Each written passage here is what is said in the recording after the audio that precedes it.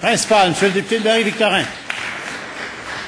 Monsieur le Président, selon les estimations même du gouvernement du Québec, l'entrée en vigueur de la loi fédérale C-10 va se traduire par une augmentation de 1000 détenus de plus chaque jour dans les centres de détention du Québec. Toujours selon le ministère de la Sécurité publique, ces 1000 détenus supplémentaires vont coûter 750 millions de plus en construction de nouvelles prisons, plus 80 millions de plus par année pour les faire fonctionner.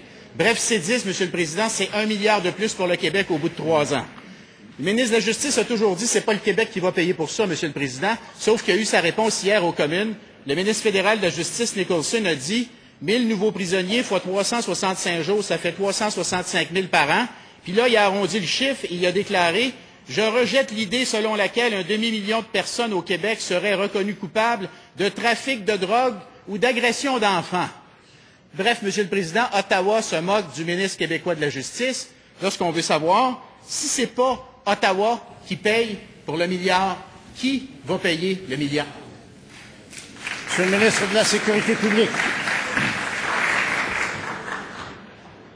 Monsieur le Président, oui, les chiffres sont imposants, mais je voudrais rappeler qu'ils ne sont pas exacts. On a parlé d'entre 250 millions à 500 millions de dollars pour les immobilisations. Non, c'est important comme montant d'argent. Là, je ne lis pas, mais le député était rendu à 750 millions, juste pour éviter que la prochaine fois, ce soit 1 milliard, puis 1,5 milliard, puis 2 milliards. Là. Je pense qu'il faut ramener les chiffres tels qu'on les a dit.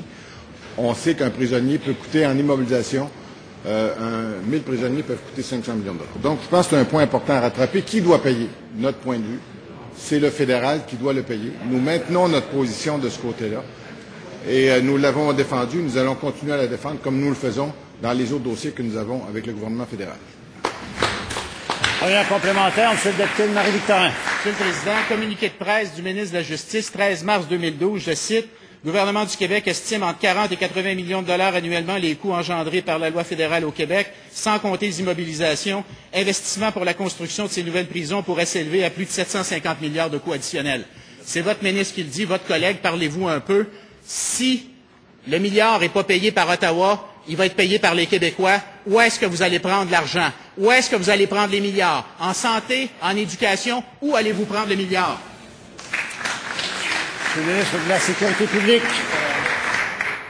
Monsieur le Président, nous ne sommes pas la seule province qui réclame que le gouvernement fédéral paie pour les lois qu'il fait adopter. Alors, la loi C-10 est adoptée par le gouvernement fédéral, c'est leur droit. Cela entraîne des coûts. Toutes les provinces ont des coûts qui sont susceptibles d'être rehaussés, qui sont du même ordre de grandeur per capita que celles que nous avons au Québec. C'est le cas de l'Ontario, c'est le cas des autres provinces. Et l'ensemble des provinces du Canada font la même chose que nous, disent si vous adoptez C-10, vous devez en subir les conséquences financières et accepter de nous compenser pour les coûts supplémentaires. Le Québec est loin d'être isolé dans ce débat-là.